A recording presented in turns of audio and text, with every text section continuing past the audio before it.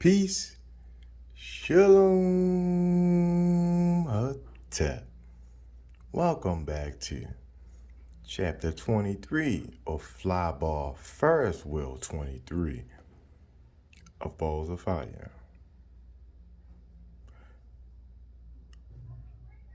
Alchemy's Viral God.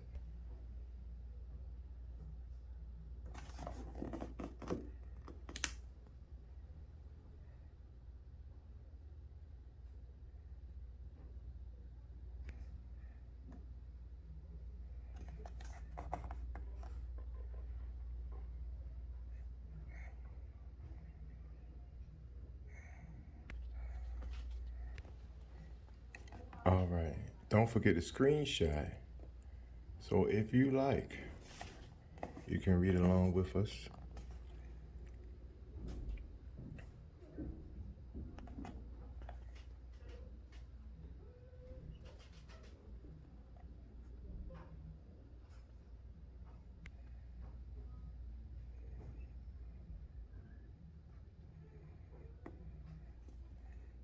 Please don't hesitate to like, comment, and subscribe positively. If that's what I reckon. That's what I prefer. Don't forget to like, comment, and subscribe because your feedback is greatly appreciated. You just don't know. Alchemy's Viral God. Flyball Ferris Wheel 23. What use are torches, light, or eyeglasses if people will not see? Vignette from Heinrich Kunrath. In Clef Universelle des Sciences Secrètes in 1950, P.V. Pioub describes the alchemic process. First is the extinction of interest in life and the world, calcination, followed by a separation of the destroyed remains, putrefaction, resulting in purified matter or solution.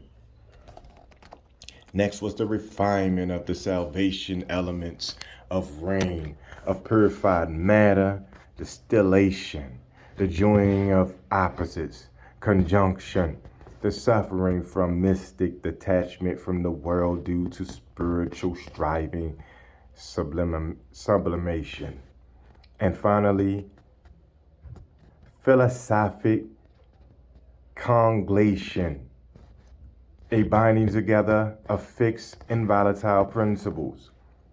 This adheres to the formula solve et coagula.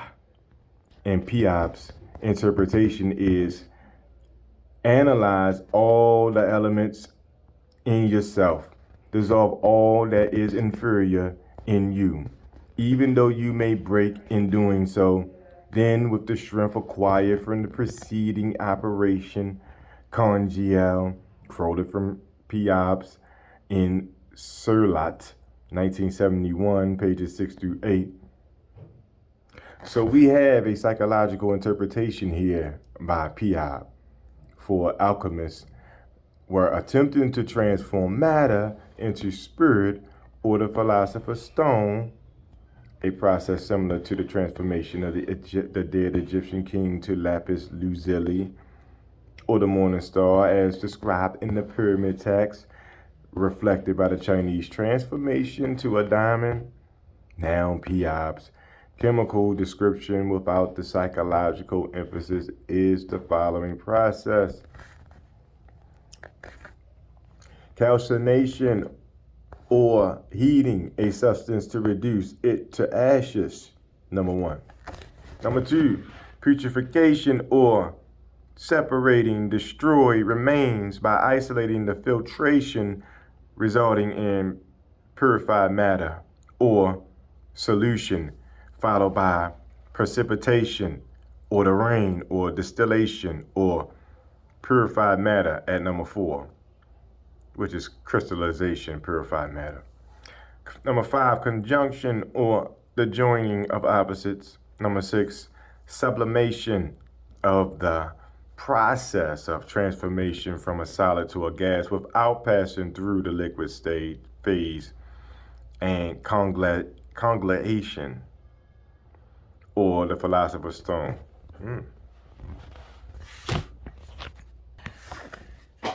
Keeping Piaf's description in mind, let's look at the Desmond Nicole's contemporary description of the isolation of DNA and RNA in his genetic engineering textbook 2002, pages 27 to 30. He explains the general process involves opening the cells to expose the nucleic acids, separating the nucleic acids from their other cell material, and recovering the nucleic acid in purified form. Then Nichols outlines a similar step-by-step process in a slightly different order than Piaf's description minus the psychological emphasis or emphasis. Open the cell by degrading the cell wall in detergent lysis, bursting of cell membranes. Number 2, deproteinization or extraction, separation of protein molecules from nucleic acid. Number 3, solution. Number 4, precipitation of nucleic acids from solution with salt washes. Number 5, filtration techniques such as gradient, centrifugation, or gel filtration. Number 6, pellet forms and is dried, evaporation, and resuspended for next experimental stage, which could be conjugation, transfer of genetic material from a male donor bacterium to a female recipient. Stronger evidence exists for these same similarities in early modern chemistry and the work of Wendell M. Stanley, who received the Nobel Prize in Chemistry in 1946 for isolating and purifying the properties of crystalline tobacco mosaic virus in 1935. The alchemic process is identical to the Nobel laureate chemist Wendell M. Nobel laureate chemist Wendell M. Stanley explanation in his Nobel lecture on December the 12th, 1946. This experiment introduced chemists to the fact that a virus could be crystallized like an inorganic salt, Stanley reports. Subsequently, it was found that concentration and purification of the virus could be effected readily by means of a combination of isoelectric precipitation and salting out with ammonium sulfate. A description of this procedure, which yielding a crystalline material as the end product, is contained in the following paragraph. Isoelectric pertains to a constant electrical potential which can be described as heat, light, motion. Heat separates and melts double strands of DNA, and if copied by a DNA polymerase, the original sequence is duplicated. In addition, Stanley's isoelectric precipitation is a reaction often occurring in a liquid to form a solid or precipitate via inconstant electrical potential. So we can compare Stanley's use of electric potential to the alchemical quest described by de Rolla that uses the distillation furnace for precipitateness and undergoing the action of fire within the crucible. As de Rolla explains, the stone is triune with 3 principles: mercury, salt, and sulfur, corresponding to various states of fluidity or volatility, such as the saline or crystalline state, the volatile or humid state, and the fixed or dry state, which the matter will assume in repeated turns. Stanley continues describing an initial filtration process followed by precipitation in sufficient water involving number 1, calcination, 2, putrefaction, isolation, filtration of the virus, or 3, the solution, followed by 4, precipitation with lead substitutes and salt, and 5, the solution in water. Stanley then explains that filtrate will be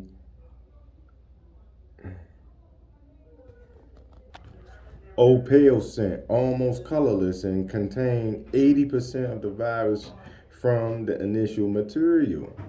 The protein crystallizes as the hydrogen ion concentration is increased, and when stirred, the crystals have a satin-like sheen. It seems that Roger Bacon, Isaac Newton, and other reputable alchemists isolated a virus centuries before Stanley, who concludes, as a whole, the results indicated that the crystalline material was, in fact, tobacco mosaic virus. Attention was therefore directed to the characterization of the crystalline material. The material was originally reported to be a protein and to contain 52% carbon, about 7% hydrogen, and about 16% nitrogen, and was later found to contain, in addition, about 0.6% phosphorus and 0.2% sulfur. The fact that nucleic acid could be isolated from the crystalline material is reported by Pierre and co-workers, or Paya and co-workers, in December 1936, and by the writer a few days later. Notable similarities exist in the laboratory process described by Pierre, Nichols, Stanley, and those of the reputable alchemists. So we can trace the interest in microbiology from ancient Egypt to early China to undercurrents in Gnosticism and early Christianity to 13th and 17th century alchemists to modern genetic engineers. Additional evidence, such as Stanley's viral image in his Nobel lecture, December the 12th, 1946, also match 17th century alchemical descriptions of their product. Viewing Stanley's figure in the Nobel lecture, December the 12th, 1946, one observes the crystals of the tobacco mosaic virus as thin lines of crystals in tree-like branches. Stanley's image of the thin lines of crystals in tree-like branches mirror alchemist Arthur E. Waite's description of the alchemist tincture in Intratus Impetus as tiny silver trees with twigs and leaves and minute gangs of silver like the ray of suns, quoted from Nigel Hamilton, 1985. Similarly, Isaac Newton and Facio de Jula experimented with alchemy at Cambridge, and in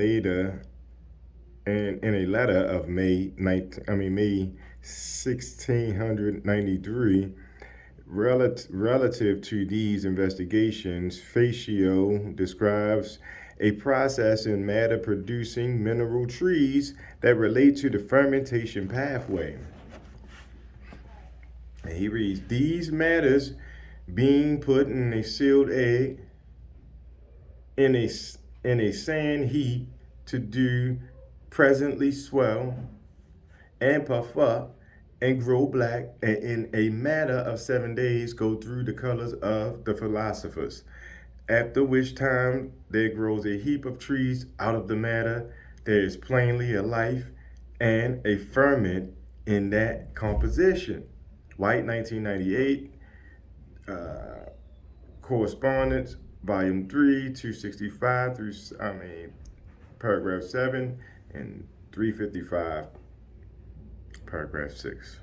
Thus, ancient Egypt, early China, early Christians, the reputable alchemists in the 13th and 17th centuries, and our modern genetic engineers such as Stanley Nichols and many others demonstrate the human instinct to explore microbiology.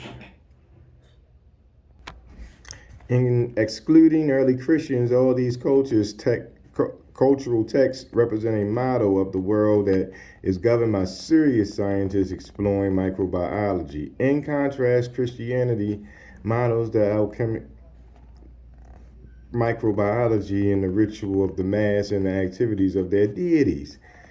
This historical interest has created a microbiological trail of science from ancient Egypt to our contemporary genetic engineers, spanning 5,000 years of human history. Perhaps this behavior is because our genome is primarily viral. We originated from microbes, and our psyche is turned to a creative virus and a survival message. The modern and alchemic use of sulfur. Now, sulfur is an essential element to cells and has been associated with ancient life forms such as E. coli that possesses more than 100 genes directly involved in sulfur metabolism. Also, the tail tip complex of phage lambda assembles from 8 different proteins, including GPL protein, with its C-terminal domain coordinating an iron-sulfur cluster. Researchers claim that this is the first example of a viral structural protein binding to this type of metal group. Relative to 17th century binding to this type of metal group, relative to 17th century praxis, Basil Valentine states that there is a near place yet in which these three, mercury, salt, and sulfur, spirit, body, and soul, lie, hid together in one place well known, and where they may, with great praise, be forgotten.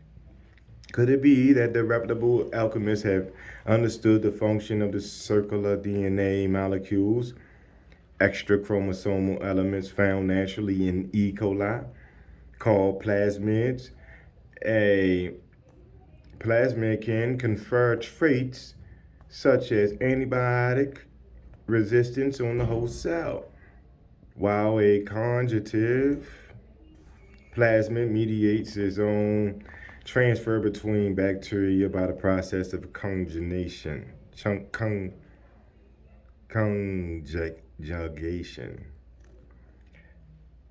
Conjugation. All right, we got it together. The plasmid is a good cloning vector carrier of DNA because of its low molecular weight, antibiotic-resistant genes, origin of replication, and recognition sites. When DNA is isolated, a plasmid can carry DNA fragments into a bacteria cell for propagation as clones. In a study by Dempsey and colleagues, they explained that in E. coli, resistance to mercury is plasmid determined. In their study, researchers found a plasmid with phage lambda inserted between the genes governing sulfonamide resistance and mercuric resistance.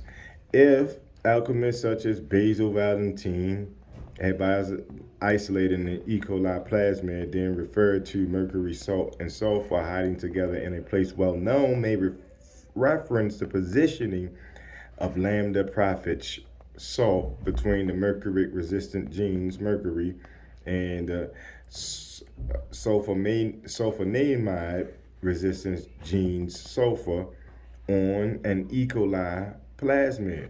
Relative to Dempsey's experiment, if phage lambda excises or exits the plasmid, it can sometimes leave with plasmid genes, what is called specialized transduction.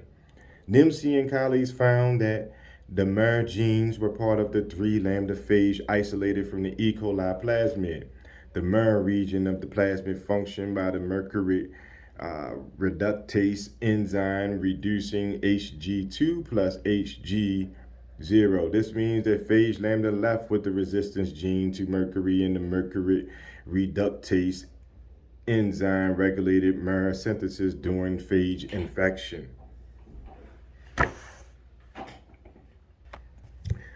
On the MER operation in E. coli, Robinson and Ch.23 in 1984 informed us that with lambda transducing phages prepared for co-integrate isolates of lambda and plasmid R100.